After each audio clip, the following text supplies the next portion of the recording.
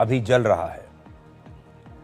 अब एक युद्ध आपने देख लिया, इसे आप गृह युद्ध कह सकते हैं, लेकिन पाकिस्तान एक और युद्ध भी लड़ रहा है जो पाकिस्तान अपनी सीमा पर इस समय अफगानिस्तान के साथ लड़ रहा है, तालिबान के साथ लड़ रहा है। पाकिस्तान और अफगानिस्तान के बीच पिछले 48 घंटों में 6 जगहों पर युद्ध हुआ है और इस युद्ध पर हमारे पास आज आपके लिए 4 खबरें हैं, 4 अपडेट्स हैं। तो पहली खबर तो यह है कि अफगानिस्तान ने दावा किया है कि उसके हमलों में पाकिस्तान के 58 सैनिक मारे गए हैं, जबकि पाकिस्तान ने अभी 23 सैनिकों के मारे जाने की बात कबूल कर ली है। तो चलिए 58 ना सही, पाकिस्तान ने इतना तो माना कि उसके 23 सैनिक मारे गए हैं अफगानिस्तान के इस हमले में। अब पाकिस्तान भी यह दावा कर रहा है कि उसने भी तालिबान के 200 से ज्यादा फौजियों को मार डाला है, जबकि अफगानिस्तान ने कहा है कि उसके सिर्फ 9 फौजी मारे गए हैं। दूसरी खबर यह है कि अफगानिस्तान कह रहा है कि उसने पाकिस्तानी सेना के 25 ठिकानों को नष्ट कर दिया है और पाकिस्तान ने भी अफगानिस्तान के 19 पोस्ट पर कब्जा करने का दावा किया है। तीसरी खबर यह है कि पाकिस्तान और अफगानिस्तान की सीमा पर 6 जगहों पर दोनों के बीच बड़ा संघर्ष हुआ है और ये इलाके हैं बाजौर, कुर्रम, डीर, चित्राल, अंगूर अड्डा और बहरामचाह। ये वो इलाके हैं जहां पर लड़ाई चल रही है। 6 जगह पर लड़ाई इस समय चली है। और चौथी बात यह है कि तालिबान कह रहा है कि कई पाकिस्तानी सैनिकों ने उनके फौजियों के सामने आत्मसमर्पण कर दिया है और अफगानिस्तान ने पाकिस्तानी सेना के कई हथियारों को छीन लिया है। कुछ तस्वीरें जारी की गई हैं और कहा गया है कि अफगानिस्तान के फौजियों ने पाकिस्तान की सेना के इन सैनिकों को अपने यहां बंधक बनाकर रख लिया है। इनकी आंखों पर पट्टी बंधी हुई है, जैसा कि आप देख सकते हैं, और यह दावा किया गया है कि ये सारे पाकिस्तानी सेना के सैनिक हैं जिन्हें अफगानिस्तान के फौज ने, तालिबान ने पकड़ लिया है। पाकिस्तान के रक्षा मंत्री ख्वाजा आसिफ, खुफिया एजेंसी ISI के चीफ असीम मलिक और पाकिस्तानी सेना के 2 जनरल्स ने पिछले 3 दिनों में अफगानिस्तान जाने के लिए 3 बार वीजा के लिए आवेदन किया है। हालांकि तालिबान ने इन सभी आवेदनों को खारिज कर दिया है। मतलब मैं ये बताने की आपको कोशिश कर रहा हूं कि पाकिस्तान के जो लीडरशिप है वो अफगानिस्तान जाना चाहती है अफगानिस्तान से बात करने के लिए, और अफगानिस्तान ने इनके वीजा एप्लीकेशंस को रिजेक्ट कर दिया है। अफगानिस्तान ISI चीफ को वीजा नहीं दे रहा अपने यहां आने का, और यह दावा है अफगानिस्तान के मीडिया का। अब आप पाकिस्तान और अफगानिस्तान की सीमा से जो तस्वीरें आ रही हैं उन्हें देखिए और फिर हम इनका विश्लेषण करेंगे। फायर!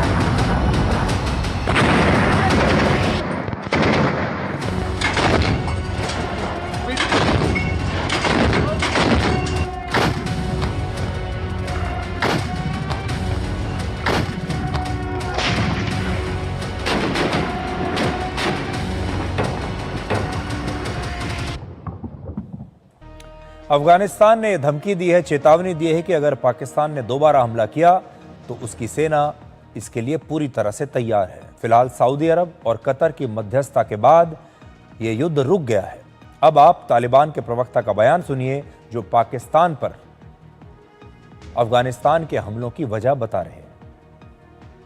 تیرې شپې عملیات افغانستان اسلامي امارت له خوا نه پیل شول. هغه انتقامي عملیاتو چې د دوی د نقض د حریم ځواب وویل شو چې زموږ حریم دوی نقض کړی او دا بریدونه په ټول امتداد د کرښې کې اجرا شول. او زموږ د معلوماتو له مخې 100 نه زیاتې پوستې تصرف شوي دي د مجاهدینو له خوا نه او 58 د دوی نظامیان له منځه تللي دي. د 150 په شاوخوا کې ټپیان لري او تر 9 پورې زموږ مجاهدین هم شهیدان سوي دي او 14 نه تر 13 پورې زخمیان لرو او د دوی وسلې او مهمات هم نیول سوي دي پر امتداد دي.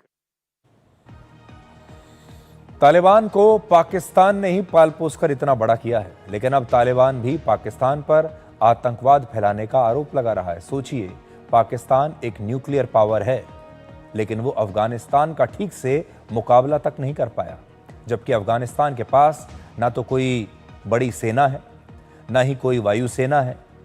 हथियार उनके पास बहुत कम है और पुराने हथियार हैं। उनके पास अपने आप को बचाने के लिए खुद का एयर डिफेंस सिस्टम तक नहीं है, और इसके बावजूद अफगानिस्तान के हमले में पाकिस्तान के इतने सारे सैनिक मारे गए हैं।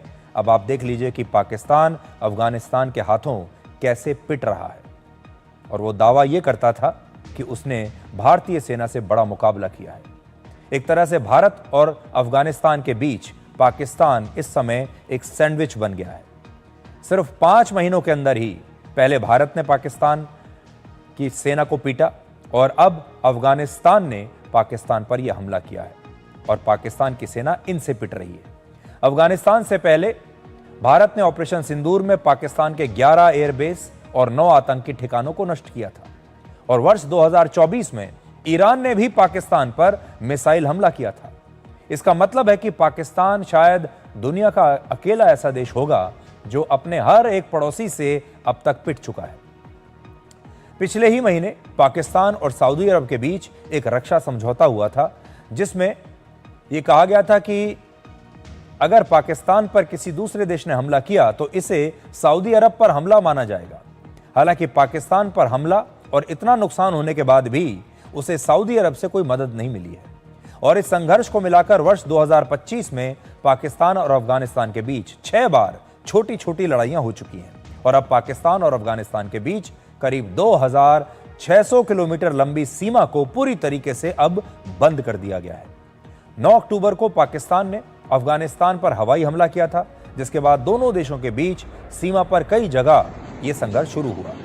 और अगर आप पहले जाएं तो वर्ष 2021 में अफगानिस्तान में तालिबान की सत्ता आई थी, और उसके बाद पाकिस्तान और अफगानिस्तान के बीच हुई ये सबसे बड़ी लड़ाई है। तो अब तालिबान पूरी तरह से पाकिस्तान के खिलाफ हो चुका है, और तालिबान की जो नज़दीकियां हैं भारत के साथ बढ़ रही है। पाकिस्तान और अफगानिस्तान के बीच इस संघर्ष की वजह है TTP यानी तहरीक तालिबान पाकिस्तान। TTP एक ऐसा पाकिस्तानी गुट है जो पाकिस्तान की सेना और सरकार के खिलाफ अक्सर हमले करते रहता है। पाकिस्तान तालिबान पर TTP को शरण और मदद देने के आरोप लगाता है, हालांकि तालिबान इससे इनकार करता है। TTP पाकिस्तान में वैसा ही इस्लामिक शासन चाहती है जैसा इस समय अफगानिस्तान में है, और पाकिस्तान ने वर्ष 2021 में अफगानिस्तान में तालिबान की वापसी का तब स्वागत किया था। तब पाकिस्तान को तालिबान की मदद से TTP के हमले रोकने की उम्मीद थी।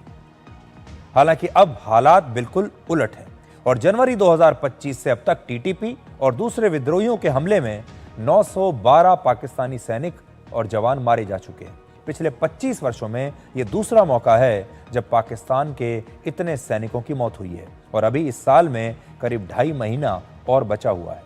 इससे पहले 2009 में पाकिस्तान के 1012 सुरक्षा बल के जवान मारे गए थे। वर्ष 2007 में कई अलग अलग गुटों ने मिलकर TTP की स्थापना की थी, हालांकि ये उससे पहले से ही पाकिस्तान और अफगानिस्तान में काम कर रहा था। 2001 में अमेरिका को अफगानिस्तान पर हमले में पाकिस्तान ने साथ दिया था, जिसे TTP ने इस्लाम के खिलाफ मानकर पाकिस्तानी सेना के खिलाफ जिहाद शुरू किया। और जब तक अफगानिस्तान में अमेरिका की सेनाएं थीं, तब तक तालिबान और TTP जैसे गुट उनके खिलाफ संघर्ष करते रहे। और फिर 2021 में अफगानिस्तान की सत्ता में तालिबान के आने के बाद से पाकिस्तान के खिलाफ TTP के हमले और तेज हो गए। तो ये इतिहास है इनका। पाकिस्तान और अफगानिस्तान के बीच तनाव बढ़ने की 4 बड़ी वजहें हैं, ये भी आप समझ लीजिए। अफगानिस्तान और पाकिस्तान के बीच की सीमा को डूरंड लाइन कहा जाता है, जिसे अफगानिस्तान कभी नहीं मानता। 1893 में ब्रिटिश राज के समय एक सीमा तय की गई थी, और यह सीमा पाकिस्तान और अफगानिस्तान के पश्तून इलाकों को 2 हिस्सों में बांटती है, जिसे लेकर दोनों देशों के बीच अक्सर संघर्ष होता है। दूसरा कारण यह है कि पाकिस्तान में अफगानिस्तान के करीब 30 लाख शरणार्थी हैं, जिसमें से 11 लाख शरणार्थियों को पाकिस्तान पिछले 4 वर्षों में बाहर निकाल चुका है। तीसरा, अफगानिस्तान एक लैंडलॉक्ड देश है जिसकी अपनी कोई समुद्री सीमा नहीं है और उसका लगभग पूरा व्यापार पाकिस्तान के कराची और ग्वादर जैसे बंदरगाहों से चलता है। कई बार पाकिस्तान जब चाहे सीमा के रास्ते बंद कर देता है, जिसका सीधा असर अफगानिस्तान की अर्थव्यवस्था पर पड़ता है। चौथी बात यह है कि अमेरिका के राष्ट्रपति डोनाल्ड ट्रंप और पाकिस्तानी आर्मी चीफ असीम मुनीर के बीच दोस्ती बहुत बढ़ गई है और इसकी वजह से तालिबान को खतरा दिखाई दे रहा है। राष्ट्रपति ट्रंप अफगानिस्तान से बगराम एयरबेस वापस लेना चाहते हैं, जबकि तालिबान इस एयरबेस को अब दोबारा अमेरिका को नहीं देना चाहता। पाकिस्तान के आर्मी चीफ असीम मुनीर इस समय बहुत मुश्किल में फंसे हुए हैं। उनके भी 4 संकट हैं और वो भी चारों तरफ से घिर गए हैं। पहला, भारत और अफगानिस्तान के बीच कूटनीतिक करीबी और भारत का काबुल में दूतावास खोलने का फैसला पाकिस्तान को बेचैन कर रहा है। तालिबान अब पाकिस्तान के इशारों पर नहीं चलता, उसने पाकिस्तान पर हमला करके उसे चुनौती देना शुरू कर दिया है। तीसरा, बलूचिस्तान और खैबर पख्तूनख्वा में विद्रोही आंदोलनों की वजह से पाकिस्तान की सेना भी कई मोर्चों पर बढ़ गई है। और चौथा, टीटीपी जो तालिबान की मदद से सीमा पर पाकिस्तान को अब चुनौती दे रहा है। भारत और अफगानिस्तान के बीच जम्मू कश्मीर का जिक्र होते ही पाकिस्तान बेचैन हो गया। 10 अक्टूबर को भारत और अफगानिस्तान के संयुक्त बयान में जम्मू कश्मीर को भारत का हिस्सा बताया गया, जिसके बाद पाकिस्तान ने इसे संयुक्त राष्ट्र सुरक्षा परिषद के प्रस्तावों और अंतर्राष्ट्रीय कानूनों का उल्लंघन बताया। पाकिस्तान ने इस्लामाबाद में अफगानिस्तान के राजदूत के सामने भी इस पर आपत्ति दर्ज की है।